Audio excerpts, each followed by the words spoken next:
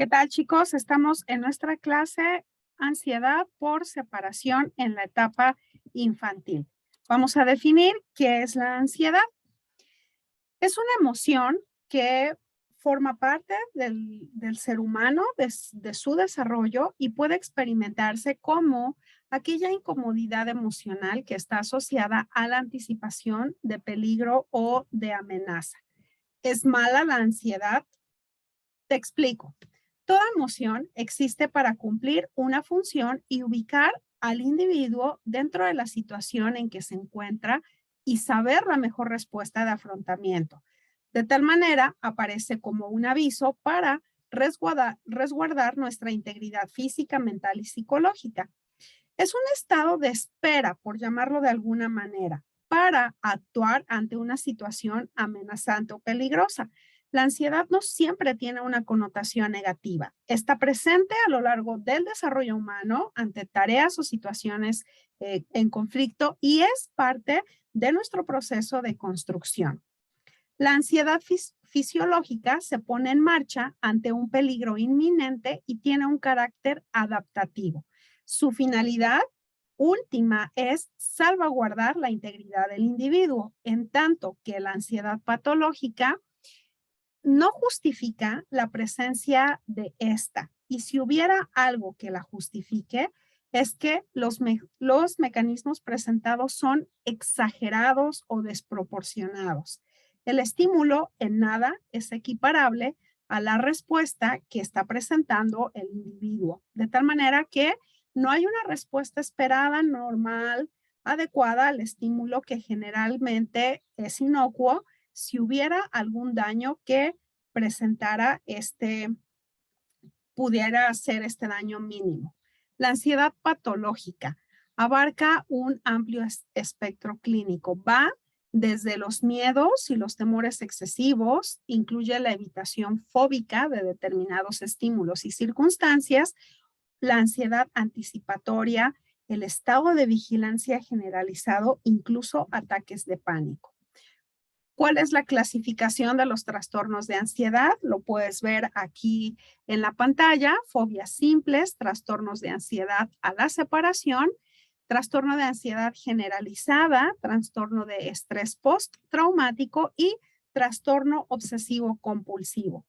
Estas infografías de INCOSAME, que reconociendo la institución que las elabora, siempre son bastante acertadas en los conceptos muy concretos, muy bien enfocados, describiendo en este caso qué es la ansiedad. Nos estamos dirigiendo hacia la ansiedad por separación, que es lo que veremos ahora, lo que nos ocupa. ¿Cuáles son los síntomas? Los síntomas somáticos de los trastornos de ansiedad en los niños y en los adolescentes. Tenemos 4 áreas. A nivel de lo neuromuscular hay cefalia, dolor de cabeza. A nivel de lo cardiovascular hay palpitaciones, taquicardia, palidez, rubor, aumento ligero o moderado de la presión arterial. A nivel del sistema respiratorio hay una sensación de ahogo, esta disnea como taquicardia y esta opresión que refieren las personas a nivel del pecho. Y hacia el área neurovegetativa, la boca seca, la pérdida de conocimiento que se conoce como lipotimia y la dilatación de la pupila, así como la sudoración. Me es importante señalar algo. Un trastorno de ansiedad patológica maltratado o que no está siendo atendido puede desencadenar en otras patologías. Para poder comprender la ansiedad por separación, es importante que también identifiquemos cuáles son aquellos miedos normales que se van suscitando durante la etapa del desarrollo en la infancia. En cada etapa existen miedos normales o esperados. Estos miedos también pueden ser aprendidos desde el círculo formativo y los miedos van transitando del mundo familiar al mundo exterior. Puedes ver aquí en estas tablas de los 0 a los 6 meses, el miedo surge por la pérdida súbita de esta base de sustentación o de apoyo, de soporte. También los ruidos fuertes. De los 7 a los 12 meses hay miedo a las personas extrañas y a objetos que surgen de manera repentina. Al año viene el miedo por la separación de los padres, miedo a los retretes, a las heridas a los 2 años, el miedo a los ruidos fuertes. De los 2 a los 4 años, el miedo común o esperado es este miedo a usar el baño, miedo a la oscuridad, a las sombras, a dormir solo, miedo a los truenos, a la lluvia, a todos estos ruidos fuertes. A los 3 años, el miedo a las máscaras, a la oscuridad, a los 3, 4 años y los 5 está este miedo latente por la separación a los padres. A los 6 años, el miedo a los seres sobrenaturales, las lesiones corporales. Y de manera general, el miedo entre los 5 y 7 años, te dejo aquí la lista: a la oscuridad, al fuego, a las personas malas, a los exámenes, a ser rechazado por los compañeros, el miedo muy, muy típico y que se ve mucho a los médicos, a los doctores, a las inyecciones, miedo a algunos insectos y algunos animales. De los 12 a los 18 años, miedo por su seguridad, a enfermarse, a vomitar en la escuela, a fracasar no cumpliendo las expectativas que se ponen sobre la persona, a las presentaciones escolares, a participar, a pasar al pizarrón, a una ponencia o a exponer un tema asignado para una clase, el miedo acerca de la manera en que son percibidos por los demás, a la violencia o a los problemas globales. Vamos ahora enfocándonos más respecto a este miedo a la separación. Es el primero y más básico de los miedos en el ser humano, pero también se ha probado y que es latente y aparece en otras especies. Tiene un claro sentido adaptativo, ya que al tener a los cuidadores cerca, allí se incrementan las probabilidades de supervivencia, hasta que el individuo va desarrollando habilidades, confianza, para poder hacer frente a los estímulos que le atemorizan. ¿Cómo se instaura el trastorno de ansiedad por separación? Te explico. Una vez que la persona gana más independencia, el miedo se basa entrando en situaciones más específicas. Por ejemplo, el miedo viene solamente cuando se está en la oscuridad o a los animales, pero si este miedo es desproporcionado y en relación al nivel de desarrollo del sujeto que ya vimos en cada etapa, cuáles son los miedos comunes o esperados, esto se exacerba, está desproporcionado, entonces deja de ser útil esta respuesta hasta que se convierte en un trastorno de ansiedad por separación. ¿Qué factores influyen para este trastorno? Padres sobreprotectores. ¿Alguna vez has seguramente ido a un parque y has visto que de pronto el niño pequeño está corriendo y se cae y comienza a llorar y la mamá alza la voz, grita, se le nota preocupada y corre para ir a levantarlo y ver qué es lo que sucedió? Este tipo de papás no permiten la autonomía del niño, no le dan el tiempo a que se levante, se recomponga, se estabilice y sepa que realmente no ocurre algo relevante, a menos que se haya lastimado de una manera importante. Entonces aprende que ante este tipo de situaciones va a llorar y el adulto inmediatamente va a correr para atenderlo.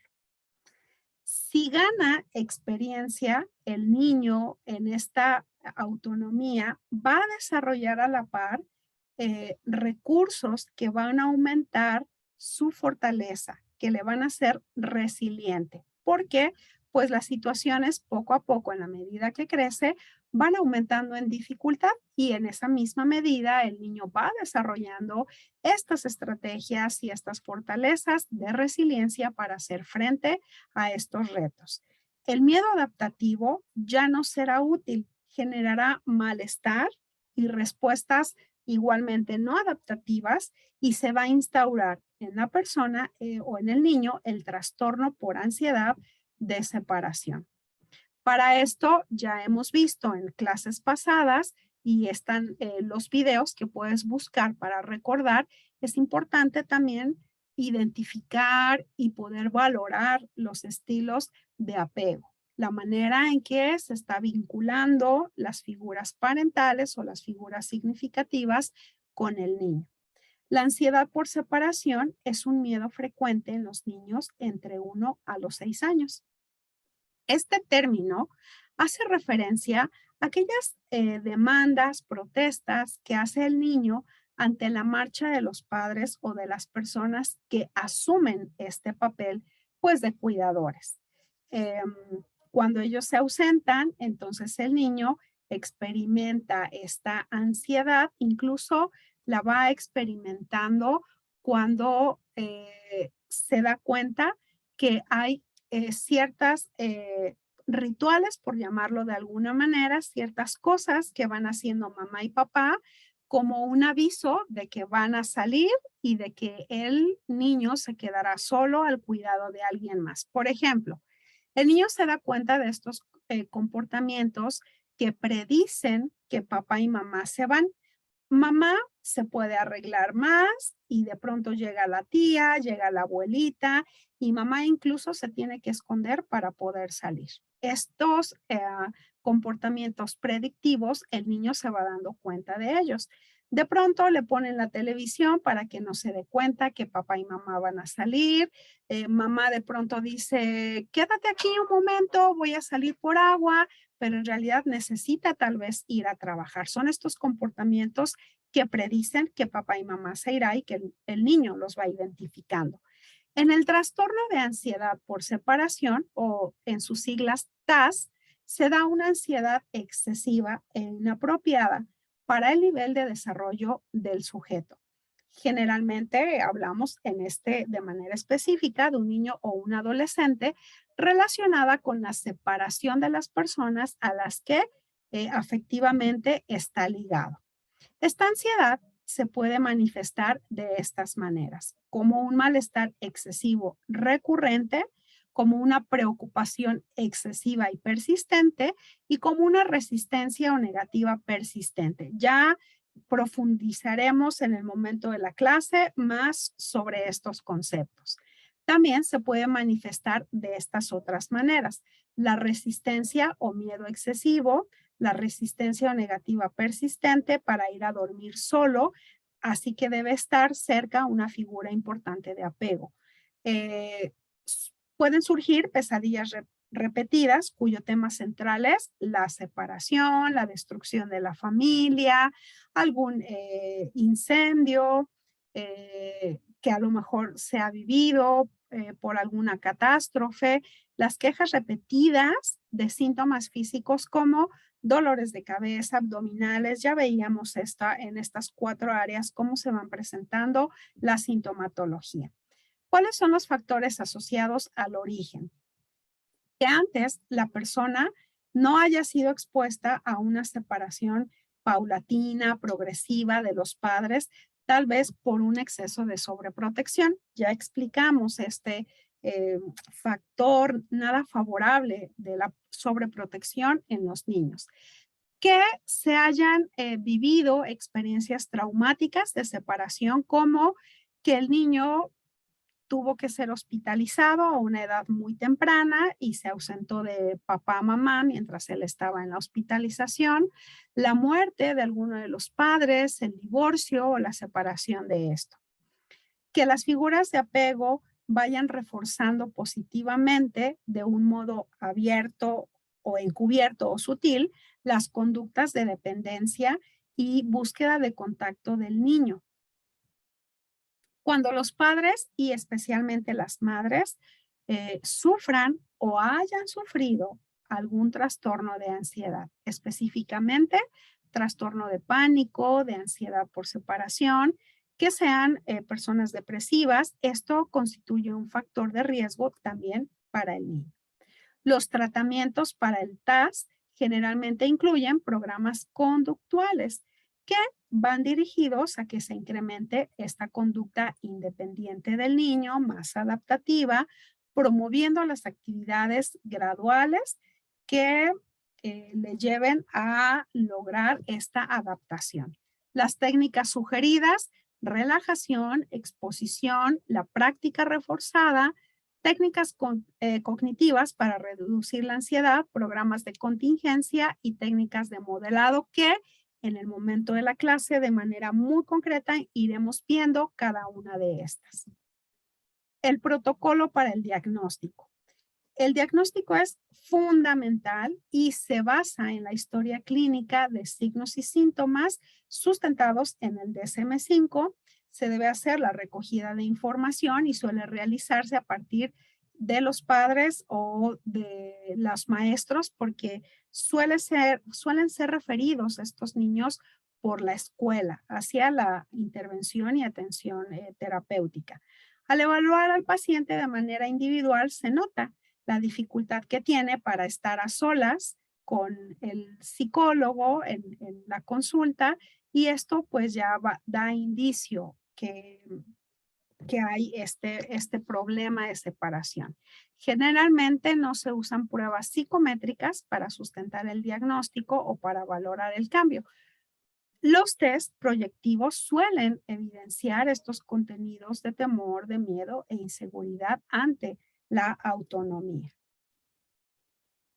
Te dejo aquí un cuadro de la comparación clínica de la ansiedad por separación versus el trastorno de ansiedad por separación. Es muy interesante. Toma una captura, velo analizando en el tiempo de la clase. También vamos a profundizar más en esto. Aquí seguimos con este cuadro comparativo. ¿Cuáles son las consideraciones muy importantes y muy puntuales que deben estarse haciendo? La edad y la etapa del desarrollo del niño. Que las primeras sesiones sea con la presencia de los cuidadores para no generar mayor ansiedad en el pequeño por esta separación, que sea en un ambiente natural, en la casa, la escuela, donde se va dando progresivamente esta separación. El terapeuta mantiene un papel activo, bastante creativo. La terapia de juego es aquí una muy buena herramienta. Trabajar en la motivación del niño para que él pueda mantenerse en el tratamiento, y trabajar en conjunto con los padres, con otros entrenadores como los terapeutas, dar indicaciones a los maestros, incluirlos también para enseñarles algunas estrategias para poder mantener esta armonía, esta sintonía de lo que se está trabajando en casa, en el espacio terapéutico y obviamente en la escuela. Se debe entrenar a los padres y a otros educadores en los principios de las técnicas operantes, hacer una exposición gradual en vivo, y el objetivo es que el propio paciente sea quien haga una autoexposición regular y en su contexto habitual para que finalmente pueda soportar las situaciones de separación con la menor ansiedad posible. Que se utiliza la relajación progresiva de Jacobson, que para un niño incluso de 3 años es sencillo enseñarla. La técnica de modelado, donde se usa un modelo real o no, que se enfrenta a la situación temida de manera gradual y sin sufrir consecuencias negativas. Lo más efectivo es que el modelo esté presente, el niño participe imitando y repitiendo estas conductas. Ya en el momento de la clase iremos viendo algunas otras estrategias, como los cuentos, donde al personaje le sucede algo similar al niño, pero finalmente se desencadena en una situación más agradable, en un final más agradable, la manera en que el niño va afrontando esta separación. En estos cuentos, en esta pues sí, relatoría del cuento, se van retomando algunas frases del niño para incluirlas al cuento, se personaliza, el niño se siente más identificado. Hasta aquí te dejo esta introducción a lo que veremos en el momento de la clase y agradezco mucho tu atención.